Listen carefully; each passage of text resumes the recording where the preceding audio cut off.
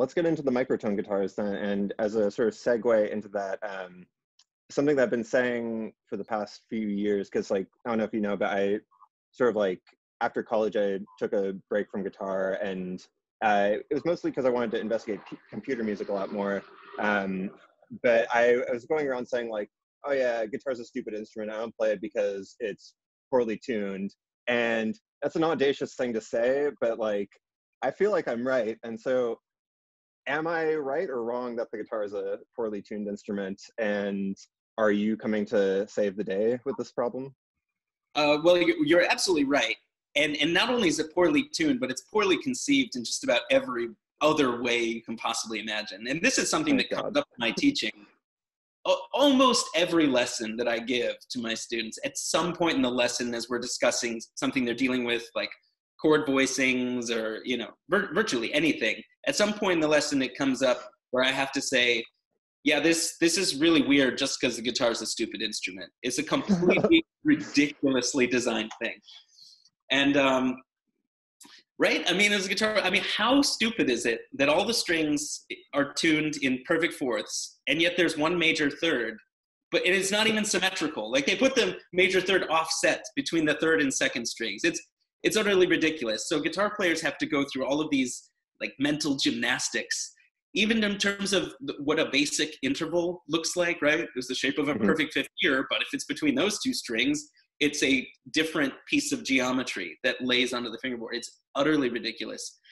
And we are not the first people to realize this.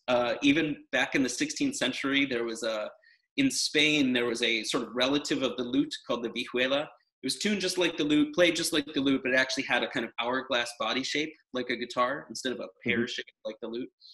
And this aristocrat, came to the same conclusion even then in the 1500s. Like the lute is a totally ridiculous instrument. It's all tuned in perfect fourths, and yet there's just one major third. Matters were slightly better because at least then the major third was situated on the two central strings, so at least it was symmetrical.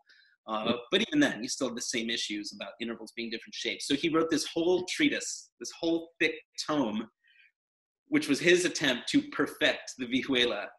And he decided to tune all the strings in perfect fourths. And he developed, scale shapes and chord shapes and wrote some pieces for this instrument. And absolutely no one adopted his ideas. Zero people.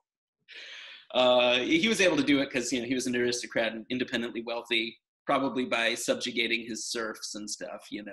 So he was able to devote the time to do this. But yeah, it's a totally absurd instrument. It's poorly designed. Of course, it wasn't designed at all. The instrument evolved, right? Like not in a biological sense, but evolved out of Middle Eastern instrument, or perhaps even an instrument from India originally that, right, is like slowly migrating across North Africa and made its way into Europe, either through the Arab conquests of North Africa and Spain, or possibly through the Crusades. There's some manner in which these instruments made their way into Europe, and then, over the centuries, people are adding strings from 4 to 5, and then 5 to 6. And then in the early 17th century, there's a 7th string added and an 8th string, all the way until the end of the Baroque era. You have these lutes with 14 strings, at which point they became so difficult to play, people decided to drop that. Let's go all the way back to 6. And it was 6 for a while, and then, right, like you start seeing, like death metal bands in the late 20th century, like, no, I want the low B, give me a 7-string guitar. And then like, it's not low enough, give me an 8-string guitar. And we're kind of start back on this like weird evolutionary arms race to play lower and lower. But in the midst of all this evolution, the guitar is a totally illogical construction. In my lessons, again, I've got a piano just to the left of me. So many times I'm trying to show chord voicings or how to stack thirds on the guitar. So many times I have to go to the piano just to say, look how clear and logical this idea is. Okay, here it is on the piano. It makes perfect sense, right? These are not even piano players. And then we have to come back to the guitar and say, all right, how do we map this very clear thing onto this illogical instrument? So to the last part of your question, am I here to save the day? Not entirely,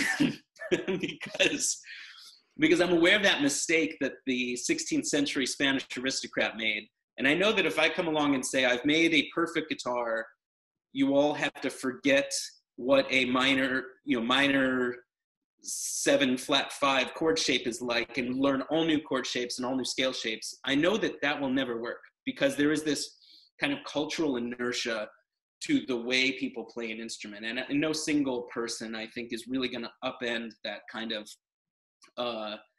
kinesthetic feeling we have from the very first riffs or chord we learned, whenever we first picked up the guitar. So I can't fix that, but definitely I'm trying to make it play more in tune, because that is, I think, something I can do, because these fretboards, even though they look really strange, they have split frets and little micro frets sometimes, which are just for one string to really intonate things. In terms of what you're doing in a cognitive and muscular sense when you play, it is really identical to the way you play guitar. And when I've handed these instruments to people or taken them to conventions for large numbers of people to play, they walk up and they see the fretboards and they think, this is crazy. I don't want to try it because I'm going to sound terrible, or I'd have to practice for a year to be able to play it. And I have to encourage them. I'll just say, trust me, just if you have to close your eyes or look away from the fretboard, just play the way you normally do. And they start playing, and universally, these guitarists are shocked, because they say, I'm just putting my fingers down in the normal spot, and I'm not playing any wrong notes, and I'm not getting lost or anything. And part of the reason for that is that the adjustments that are being made to the pitches from equal temperament towards something that are more in tune, they're in terms of the spatial distance, are quite small. It's not like any of them are as far as a whole fret. You're never going to get off by a fret.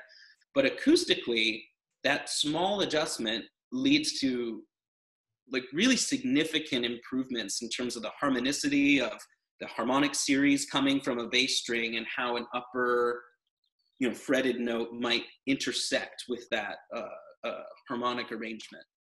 And so I think that's a sense in which I guess I'm coming to save the day, along with my other 2 business partners. One of them's a computer coder, the other's an engineer. And yeah, we're gonna save the day in terms of tuning and intonation. Gotcha. I mean, that's a big day to save, and it sort of helps out with my main qualm with the guitar. So did you ever have like a struggle of identity with being a guitarist, and just like realizing that you chose a shitty instrument? Oh, more times than I can possibly imagine. I mean,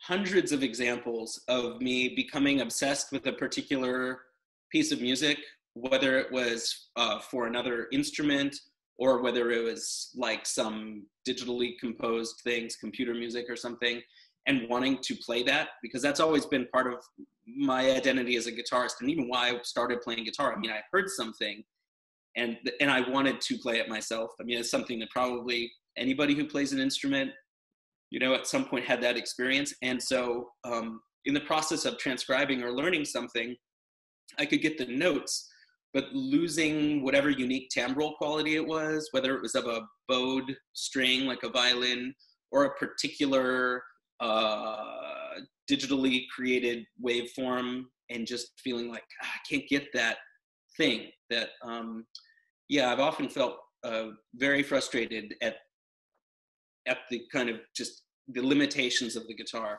The most basic of which, of course, is that, when you pluck a string, you have this very intense sort of, not only the transient, but the amplitude of the vibration, right? It's very large and really quickly decays. And you can't really control the sound that much after it. I mean, of course, there's vibrato and there's whammy bars, and there are volume pedals, and there are some things you can do, but at the end of the day, you can't really alter the sound like you can with a bow or the voice or the breath in a wind instrument. Not to mention, digital or computer generated music. So yeah, it's really bugged me, but somehow I find myself I keep doing it. I mean, right now I'm engaged in making some, basically building out some videos for Microtone Guitar's YouTube channel. And, for some reason, the first little series I wanted to put together was a 4-part recording of one of my all-time favorite pieces, which is a mass setting by the Renaissance composer Josquin des Prez, who was really like absolutely like the Mozart of the early 16th century. I mean, just such a genius, where the notes seem so human, like the music flows out like a force of nature. You don't ever feel like, oh, that's a clumsy line or that's a clunky melody or the harmony. It's absolutely perfect at every moment. And it's great music, but this is a cappella vocal music, soprano, alto, tenor, bass. And I'm wanting to render it in the tuning of the era, which is certainly beautiful, and it sounds like totally locked in to the harmonic series, much more so than the Equal Temperament. But here I am recording stuff, which has these like long sustained tones in the tenor voice, and the other voices are weaving these beautiful, beautiful arabesque patterns around the sustained tone. And here I am, just pluck, pluck. And I don't know, what can I say? Do I regret choosing guitar? Not really, because this is going to sound corny, but I absolutely feel like the guitar chose me. Not in any kind of foo-foo cosmic sense, but I mean, there was a moment when I was, 10 or 11 years old, and it's just one summer that some obsession was just born in me. And my family was on vacation, like at a cabin in Minnesota, and I made them, like, we all had to go back to Chicago a week early because I had to have a guitar. Every minute I didn't have a guitar, we had to go to the music store and buy a guitar because for some reason, every minute I didn't have one in my hands, it was like torture. And where did that come from? I have no idea, but